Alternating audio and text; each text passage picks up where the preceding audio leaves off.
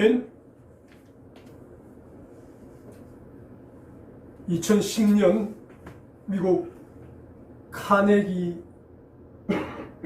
회사에서 설립한 카네기 평화 재단이라는 단체가 있습니다. 또 그리고 이 단체에서 발행하는 여러 잡지들이 있습니다.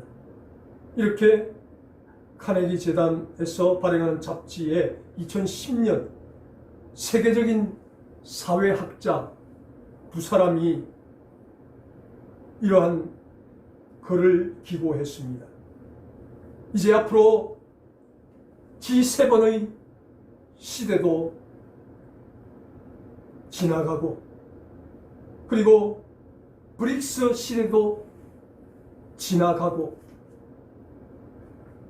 마지막 거초의 시대가 도래될 것이다 라는 내용으로 그 잡지에 기고를 했습니다. G7은 우리가 잘 알고 있는 대로 미국, 일본, 영국, 프랑스, 독일, 이탈리아, 캐나다 등 7개국이 온 세계를 이끌어간다. 그래서 G7이라고 불렀습니다. 그러한 G7 국가도 이탈리아도 완전히 지금 부도가 나고 망한 상태고 다른 국가들도 지금 힘이 없는 상태에 있습니다. 이것을 이미 2010년에 예측했다는 것입니다. 그리고 물러가면 브릭스 시대가 온다라고 얼마나 언론이 떠들었는지 모릅니다. 브라질, 러시아, 인도, 중국 이 네 나라가 앞으로는 세계를 이끌어갈 것이다 라고 이야기를 했습니다. 그런데 브라질도 망했습니다. 러시아도 6월달이 되면 부도가 날 것입니다. 왜냐하면 세계은행에서 돈을 빌렸는데 이것을 매년 원금과 이자를 갚아 나가는데 그 원금과 이자를 갚는 달이 6월달인데 우크라이나를 침공했다는 이유 때문에 그 돈을 갚을 수 있는 계좌를 완전히 막아버렸습니다.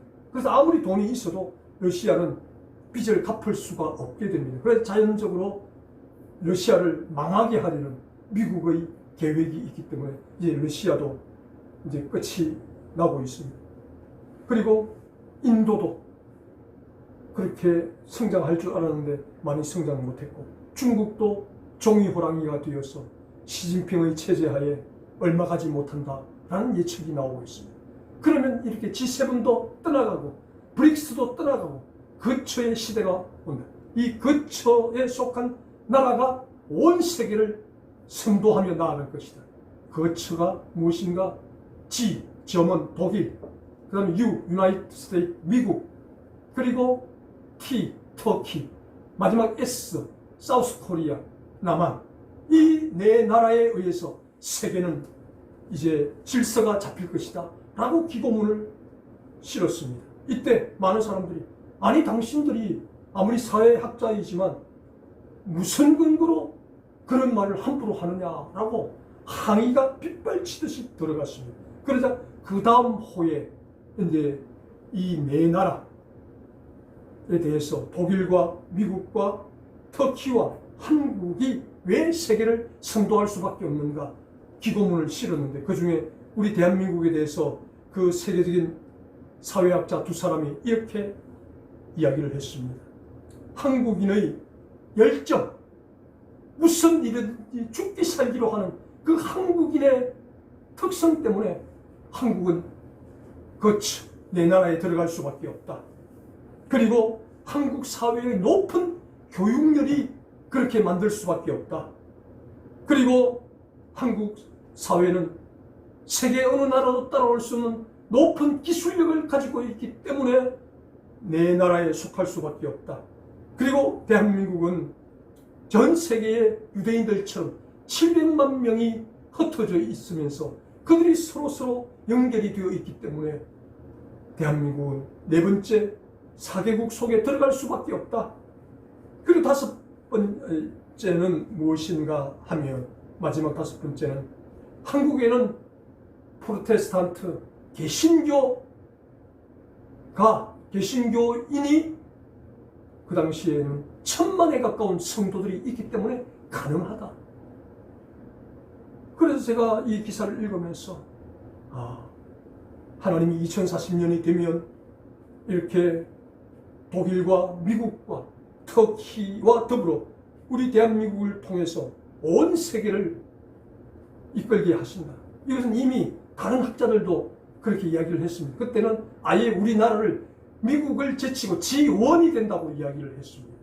그 이유가 이 사회학자들이 말한 것처럼 우리 한국인의 열심과 높은 교육열과 높은 기술력과 그리고 해외 동포 700만 명이 끈끈이 연결되어 있는 것, 이 네 가지. 그 다음에 가장 중요한 것이 개신교인 1000만 명이 있기 때문에 대한민국은 세계 지원이 될 수밖에 없다라고 사회학자들이 밝혔다라는 것입니다.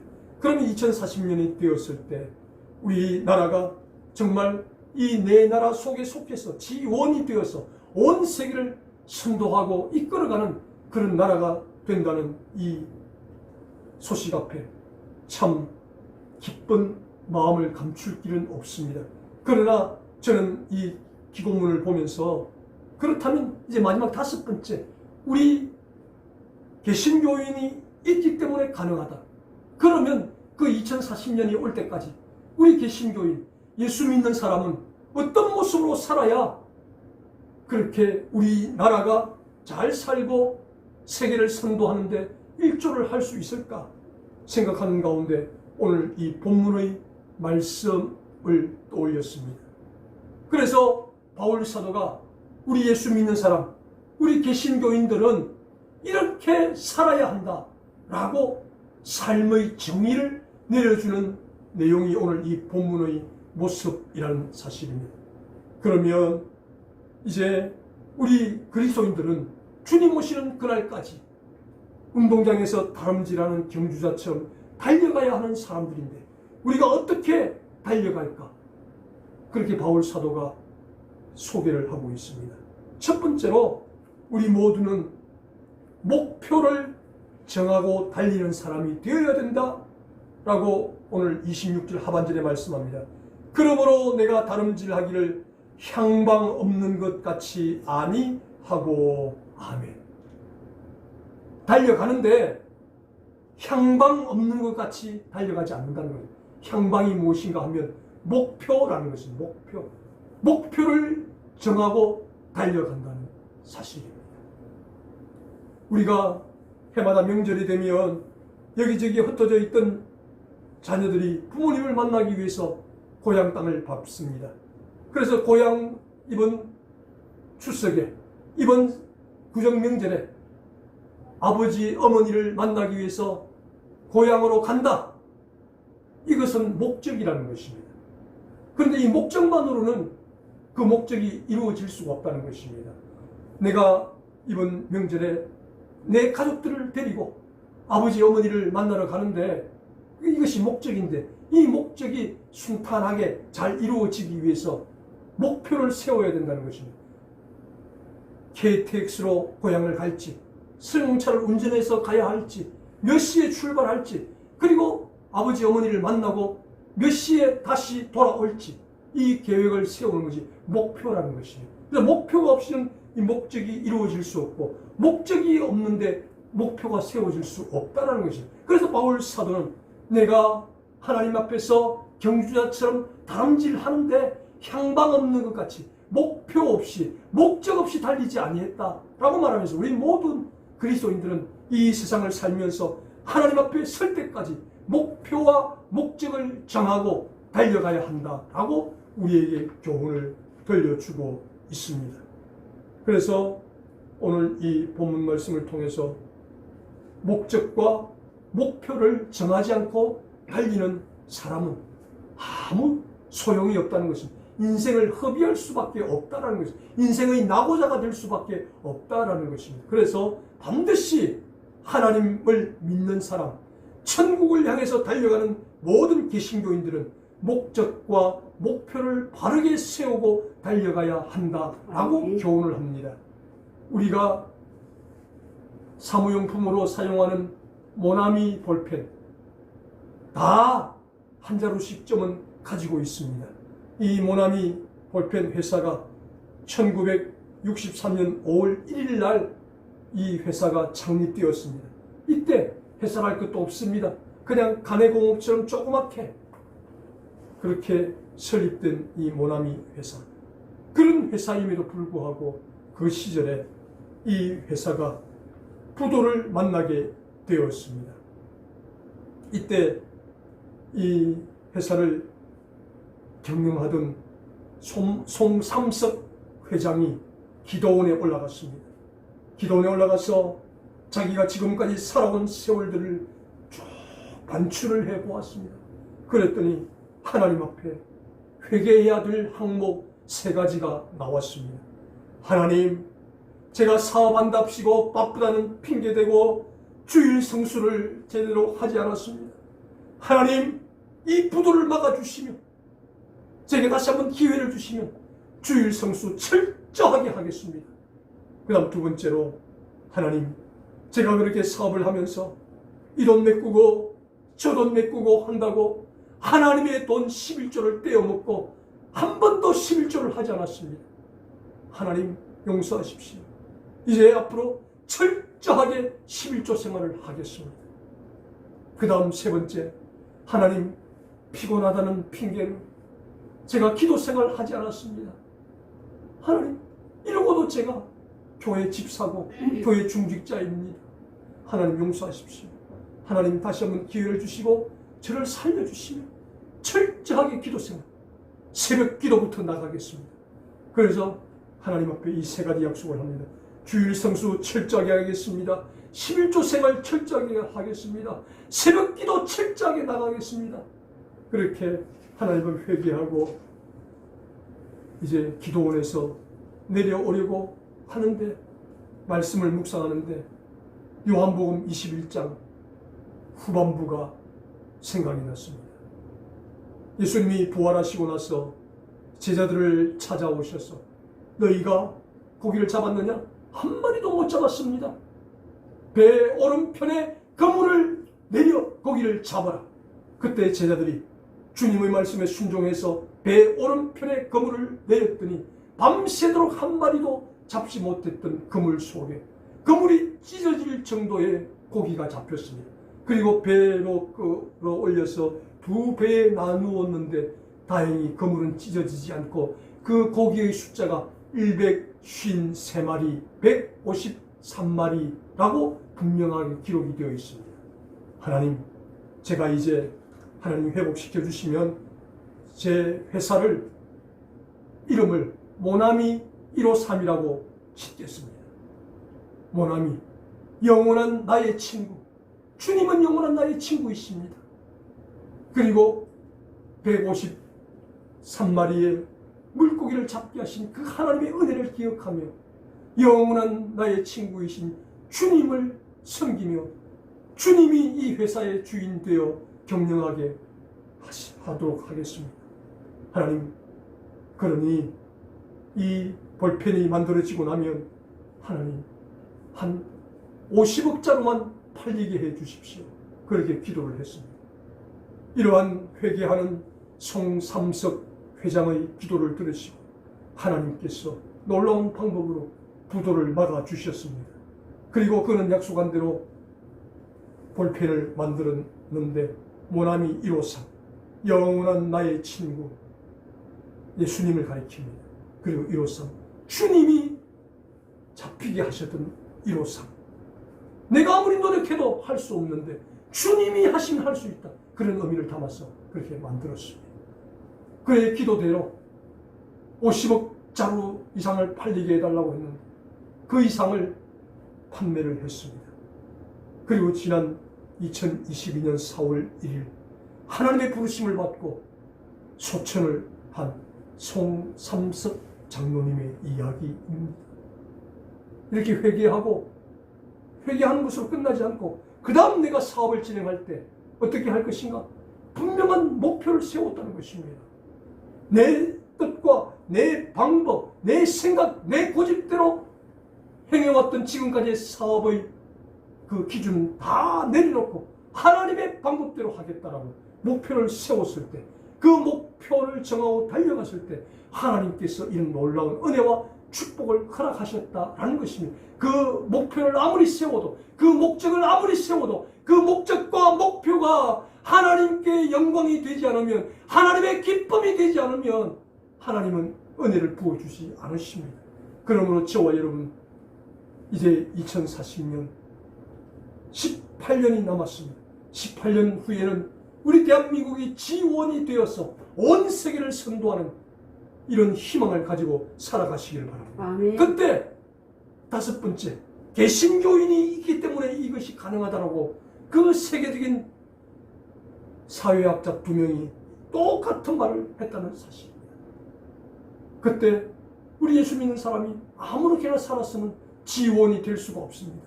오늘 바울 사도가 이야기하는 것처럼 인생을 살아가면서 하루하루, 아니면 일주일 단위, 한 달 단위, 1년 단위로 목적과 목표를 세우시길 바랍니다. 아멘. 그리고 그 목적과 목표는 반드시 하나님께 영광이 되고 하나님의 기쁨이 되는 목적과 목표를 세울 때 하나님의 놀라운 응답도 받으시고, 저와 여러분의 그 삶을 살아가는 태도 때문에 우리나라가 2040년에 지원이 되는 놀라운 은혜를 두 눈으로 똑똑하게 목도하게 되시기를 주님의 이름으로 축복합니다. 아멘. 두 번째로 바울 사도가 이야기합니다. 우리 예수 믿는 사람은 어떻게 살아야 하는가? 자신의 정체성을 알고 운동 경기에 임하는 것처럼 천국을 향해서 다름질해야 한다라고 말합니다. 고린도 26장 우리가 읽었던 본문 그 하반절 계속해서 싸우기를 허공을 치는 것 같이 아니하며, 여기서 허공을 친다라는 말은 의욕상실, 허무주의, 무관심, 이렇게 아무 할 의욕도 없으면서 그냥 습관적으로 허공을 이렇게 치는 것을 가리킨다는 것입니다. 그렇게 해서는 우리의 달려갈 길을 바로 달려갈 수가 없다라고 말합니다. 정체성을 알아야 됩니다. 자기 정체성을 모르니까 허무주의에 빠지고 무관심에 빠진다는 것입니다. 그래서 고린도 후서 6장 1절 말씀에 하나님의 은혜를 헛되이 받지 말라. 당신들이 예수 믿고 구원받고 세례받고 하나님 자녀가 된 이것을 아무렇게나 받지 마라. 가볍게 받지 마라. 십자가의 은혜를 귀하게 여겨라는 것입니다. 하나님께서 왜 나 같은 사람에게 하나밖에 없는 독생자 하나님이신 예수님이 이 땅에 오셔서 십자가에 피 흘려 죽게 하셨는가? 그 은혜를 헛되이 받지 마라.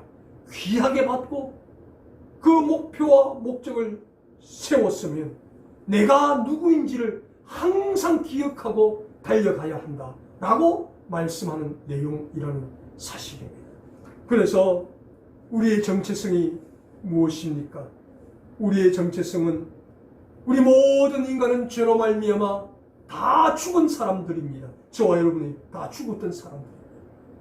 그런데 이 죽은 사람들을 구원하시기 위해서 하나님이신 예수님께서 우리 인간들이 이해를 하지 못하니까 인간의 몸을 입으시고 이 땅에 오셔서 우리 인간이 당하는 모든 고통과 고난을 다 체험하시고 십자가에 피 흘려 죽으심으로 우리의 구원을 이루시고 저와 여러분을 하나님의 자녀로 삼아 주셨다는 것입니다. 아멘.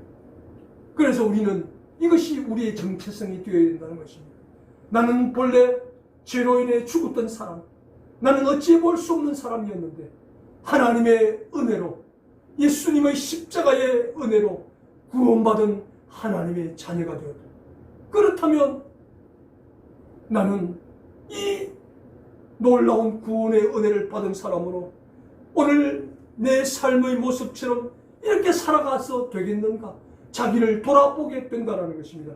그래서 바울 사도도 이 경험을 하고 나니 자기 남은 인생을 허투루 살 수가 없더라는 것입니다. 그래서 항상 자기 정체성을 깨달으면서 나 같은 죄인 위에 십자가 위에 피 흘려 죽으신 예수님 생각하니 내가 그분을 위해서 무엇이 아깝겠는가? 목숨까지도 드릴 수 있다라고 고백하고 있습니다. 그래서 오직 한결같이 자기 자신의 정체성을 깨달으며 하나님의 은혜를 기억하며 한눈 팔지 아니하고 끝까지 하나님의 사명을 잘 감당했다라고 그런 디모데후서를 통해서 고백을 하고 있습니다. 그래서 바울 사도는 나 바울뿐 아니라 예수를 믿는 사람이 있다면 한 사람도 예외 없이 자기 정체성을 깨닫고 본래 죄로 말미암아 죽었던 자들인데 예수님의 십자가의 은혜로 구원을 받은 존재가 되었는데 예수님께 그렇게 엄청난 빚을 졌는데 내가 지금 이렇게 시간을 허투루 보내고 내게 주신 재능을 아무렇게나 사용하고 이렇게 해서 되겠는가? 나를 위해서 십자가에 죽으신 예수님의 은혜에 보답하기 위해서라도 나는 시간을 아껴 사용하겠다. 내게 주신 재능을 주님을 위해서 사용하겠다. 이런 결심과 각오가 서게 되어 있다는 것입니다. 그런데 자기 정체성을 모르는 사람은 그걸 모르니까 허송세월하고 무관심하고 허무주의에 빠지게 될 수밖에 없다는 것입니다. 그래서 나는 허공을 치는 것 같이 아니하며 살았다. 분명한 목표와 목적도 세우고 분명한 내 정체성도 깨닫고 주님을 위해서 여기까지 달려왔고 앞으로도 달려갈 것이다 라고 고백합니다. 그 다음에 저와 여러분도 바울 사도처럼 분명한 정체성을 깨달으시고 분명한 목표를 세우시고 분명한 목적을 세우시고 분명한 자기 정체성을 깨닫고 우리의 남은 생애, 우리의 남은 삶, 주님의 은혜를 기억하고 그 은혜에 보답하며 한눈 팔지 않고 얼고전 길을 뚜벅뚜벅 걸어갈 수 있는 우리 모두가 될 수 있기를 주님의 이름으로 축복합니다. 아멘. 마지막 세 번째로 바울 사도가 이야기합니다. 이렇게 자기 목적을 세우고 목표를 세우고 자기 정체성을 깨닫고 그 다음 주를 위해서 달려가야 되겠는데 이것이 쉽지가 않다는 것입니다. 그래서 바울 사도가 철저하게 자기 훈련과 함께 달리는 사람이 되어야 된다라고 말씀하고 있습니다. 고린도전서 9장 27절 말씀에 내가 내 몸을 쳐 복종하게 함은 이라고 이야기합니다. 내 속에서 이 못된 자아가 계속 살아나서 꿈틀거립니다. 그래서 하나님 뜻대로 살아가려고 하는 하나님께 영광이 되려고 하는 하나님의 기쁨이 되려고 하는 내 생각들을 자꾸만 허트려 놓는다는 것입니다. 그래서 바울 사도도 자기 몸을 쳐서 복종하게 하면서까지 이 길을 달려왔다라고 고백합니다. 여기서 복종한다라는 이 말은 참으로 무서운 말입니다. 여기서 이 복종의 원문의 뜻은 어떤 뜻인가 하면 전쟁에 나가서 포로를 잡아왔습니다. 그래서 포로를 로마 황제 앞에 세웁니다. 그런데 황제가 보면 이 포로들이 자기 앞에 서 있는 모습만으로도 내 포로가 되었구나 그렇게 이해하고 넘어가면 되는데 그 서 있는 포로들이 금방지다고 생각한다는 것입니다. 그러면 그때 어떻게 하는가? 장군들이 황제의 명령을 받은 사람들이 칼을 들고 와가지고 뒷 정갱이 부분을 친다는 것입니다. 그러니 힘줄이 끊어지면서 자동적으로 황제 앞에 무릎을 꿇게 된다는 것입니다. 이것이 복종하는 그냥 내 의지 가지고 하는 것이 아니라는 것입니다. 여러분 한번 상상해 보십시오. 우리가 가만히 서 있는데 누가 뒤에 와서 내 정갱이 뒷부분, 종아리 부분 칼로 쳐서 힘줄이 끊어져서 그 자리에 털썩 주저앉게 된다고 생각해 보십시오. 얼마나 끔찍한 일입니까? 그 정도의 아픔과 고난을 감수하며 내 몸을 쳐서 복종시키면서 이 길을 달려왔고 앞으로도 달려갈 것이다 라고 바울 사도가 고백을 합니다. 이런 바울 사도의 고백처럼 저와 여러분도 그렇습니다. 아무리 저와 여러분이 선한 목적을 가지고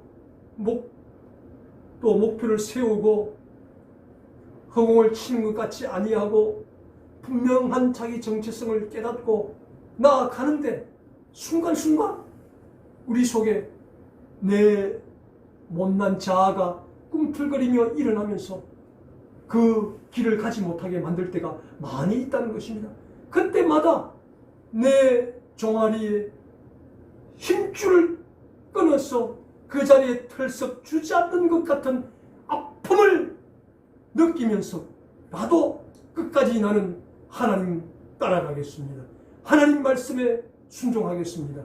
이 고백이 없이는 우리가 이 달려갈 길을 다 마무리할 수 없다라고 그렇게 고백을 하고 있는 것입니다. 저와 여러분도 인생을 살아가면서 내 한켠의 마음은 하나님 말씀에 순종하고자 하는 마음이 있지만 또 한편으로는 하나님의 마음에 불순종하고자 하는 마음이 상충하여 싸운다는 것입니다. 그래서 바울 사도가 로마서 7장 말씀을 통해서 오호라 나는 곤고한 사람이로다 라고 고백합니다. 그러면서 내 속에서 생명의 성령의 법과 사망의 법이 서로 싸우는도다 라고 고백합니다. 그렇게 위대한 사람 바울 사도도 그 속에서 그렇게 하나님의 법과 사단의 법이 싸우는 경험을 할 수밖에 없었다라는 것입니다. 그래서 철저하게 훈련을 통해서 자기 자신을 복종시키면서 여기까지 달려왔다라고 고백을 합니다. 그렇습니다. 사랑하는 성도님들,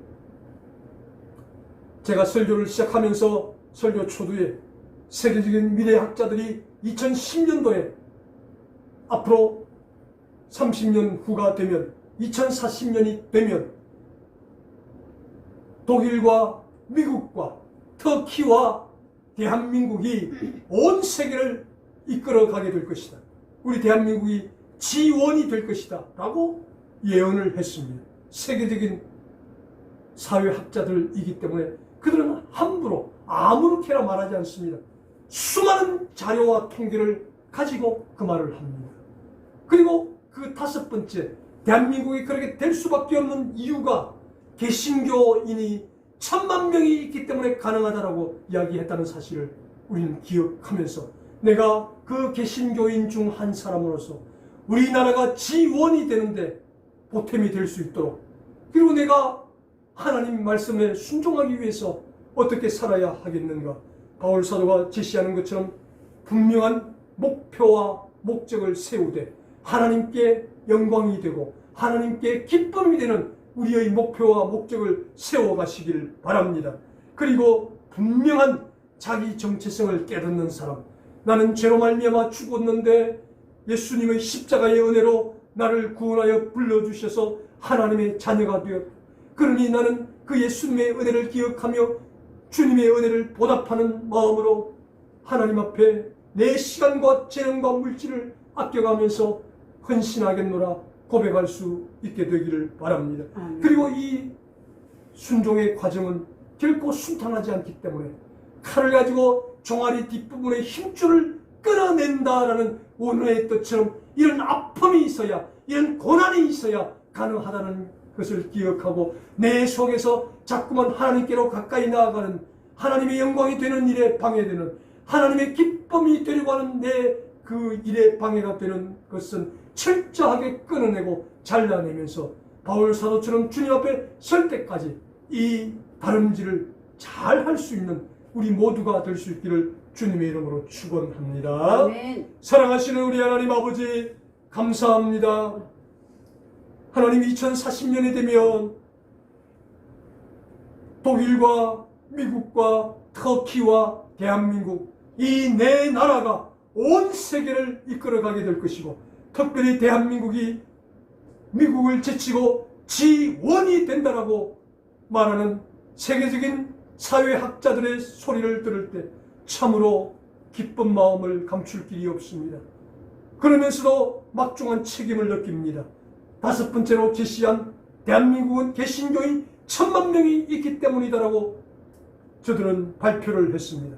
우리가 그 1000만 명 중 한 사람으로서 우리나라가 지원이 되어 아버지 앞에 귀하게 영광 돌리며 쓰임받는 나라와 민족, 우리 성도들이 되기 위해서 바울 사도가 제시하는 것처럼 우리는 운동장에서 다름질하는 운동 경기하는 선수와 같은 심정으로 분명한 목표와 목적을 세우고 잘 달려가기를 원합니다. 그리고 나는 죄와 허물로 죽었던 자인데 예수님의 은혜로 구원받은 자임을 기억하며 주님의 은혜에 보답하며 달려가는 우리 모두가 되게 하여 주시옵소서. 그리고 이렇게 순종하는 길은 결코 만만치 않고 쉽지 않습니다. 칼을 가지고 종아리 뒷부분의 힘줄을 끌어내는 그러한 것이 복종이다라는 원문의 뜻처럼 어떠한 아픔과 고난을 각오하고서라도 끝까지 변하지 않고 주님 향해 달려가는 우리 모두가 되게 해 주시옵소서.